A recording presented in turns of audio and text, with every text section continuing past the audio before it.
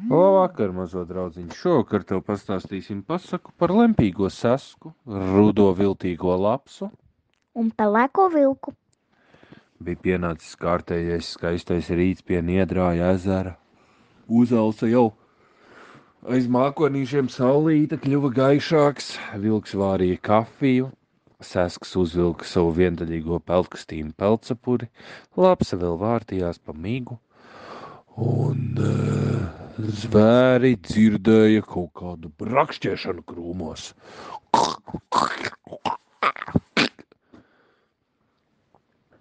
Saska peldējās, plunžājoties, viņš neko nedzirdēja. Tikai lapsa satraukās midzenī, jo viņa nevārīja kafiju. Un viņa bija satraukusies. Tati, tau, kas tur ir? Tati, tau, kas tur ir? Viņa tikai dzirdēja tādu kā rūkšanu. Saska, vilka, nākat palīgā! Kaut kas slikts nāk, laikam atkal tie pašvaldības policijas puiši. Ai! Sasks peldēja ārā no Niedroja ezera, izpeldēja pie laipas, rausās augšā uz laipas, nometa zemē peltsapuri un pilošu ūdeni skrēja pie lapsas. Vilks neizmaisīja kafiju, arī skrēja pie kompānijas vienīgās dāmītes. Nu, kas ir? Nu.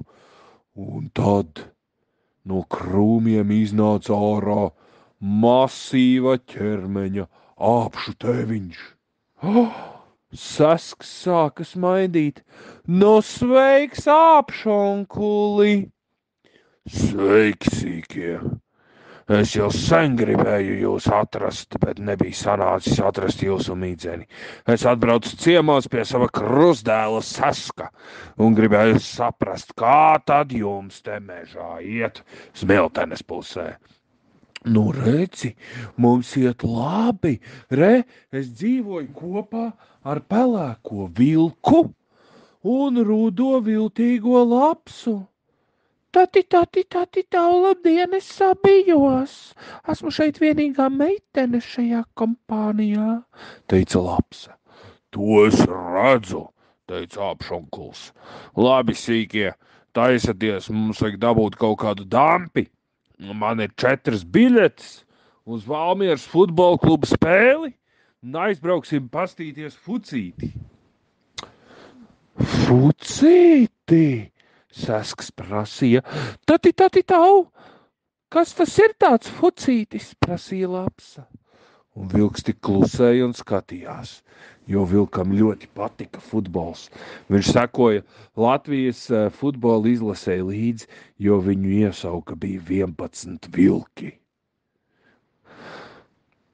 Lapsai Sasks izskaidroja, kas ir futbols, un viņi domāja, kā lai uz turieni tiek. Un tad viņi paņēma, vilks teica, mēs varam braukt ar manu kvadrociklu.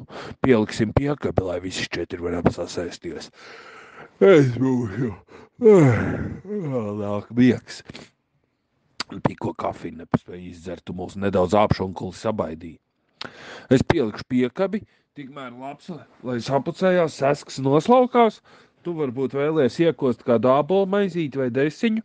Brauksim uz Valmieru, skatīsimies, cikos tā spēle tur ir. Nu, spēle ir ap 3 dienā, bet pirms tam mēs varētu iziet sajūtu taku. Labi. Tā viņi salec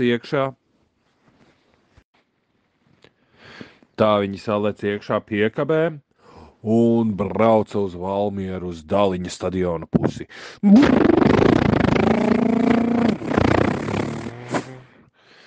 Pēc pusstundas viņi jau staigāja pa Daliņa stadionu un āpšonkulis gāja un izpirka visiem draugiem biļetes sajūtu takā. Viņi novilka plikas ķepas, lapsa atstāja savas augstspēžu kurpītes un satraucās. Tati, tau, manas kurpītes ir tik smukas, ka tik kāds neaiznes tās. Es viņas labāk nesīšu sev līdz uz sajūtu taku. Āpšonkuls teica, mazā rudā, tur būs dubļi un vēl viss kaut kas. Es domāju, ka mums ir jāstāj apavi, noliec reku plauktiņā aiz manējām un iesim. un viņi gāja caur sajūtu taku, caur stikla bumbām. Sasks pīkstēja, jo viņam bija maigas pēdiņas. Ai, jau, au, ai, jau! Viņi izgāja caur bumbām, tad viņiem bija jāiet pa čiekuriem un dubļiem. Lapsa negribēja kāpt dubļos, viņa apskrēja riņķī kā liela viltniece, bet veči gan ritīgi pa dubļiem izvazājās tā, ka pa pirkstu starpām izspiedās dubļi. Tad viņi gāja tālāk, izstaigājās pa laipām, pa visurieni un devās atpakaļ uz stadionu. Stadionā viņi sapirka biļetes, Āpšonkuls uzsauca viņiem biļetes, jo viņiem jau nepatika pašiem strādāt, un viņiem nebija pārāk daudz naudiņas. Un tad viņi iesēdās savās vietās un sāka skatīties spēli ar Liepājas komandu. Valmierieši ar liepājniekiem cīnījās uz vēla paraušanu, jo spēle bija izšķiroša. Viņi visi gribēja sisties par bronzas medaļām, lai paliktu Latvijā top 3. Pa priekšu gāja abas Rīgas blices, un pa trešo sitās viena Pierīgas blice, Liepāja un Valmiera. Un tai dienā Valmieras džeki ieblieza 3 vārtus. Bija vadībā ar 3-0, likās jau, labs teica, tati, tā un te jauna spēle ir vinnēta, mūsu puses puiši ir vinnējuši.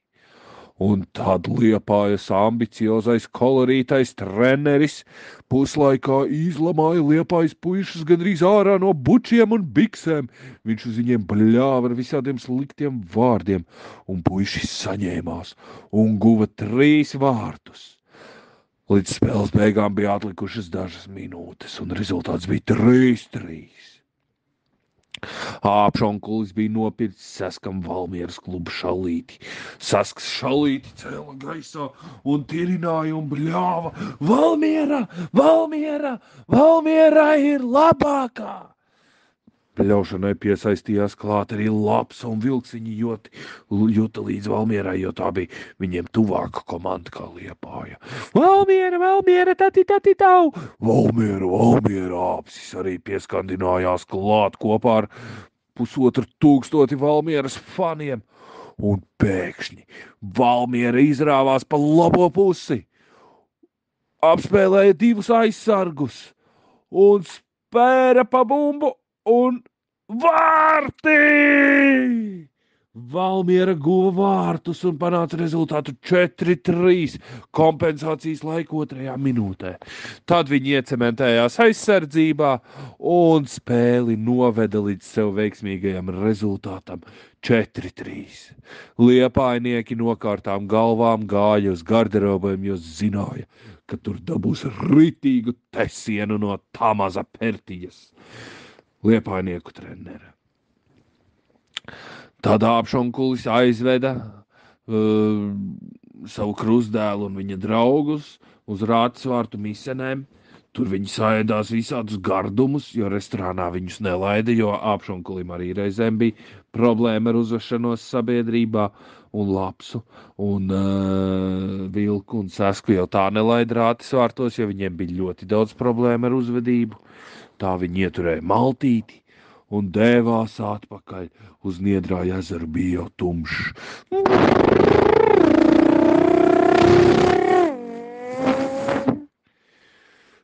Tad viņi iegāja midzenī, Sasks uztaisīja savu vakara peldi, paaicināja Āpšonkuli, un viņi peldējās kopā un plunčājās. Sasks bija iedevis Āpšonkulim savu cepuri, lai Āpšonkulim neizmirst galvas spalvas. Viņi plunčājās un šļakstījās un kārtīgi izpriecājās. Tikmēr Lapsa jau bija sasmērējusi smalkās ābolu zaptsmaizītes, Vilks bija apcepis kādu desiņu un salējis siltu tēju krūzēs, un viņi gāja pie ugunskura, apsprieda Valmieras kluba spēli un priecājās par skaisto dienu.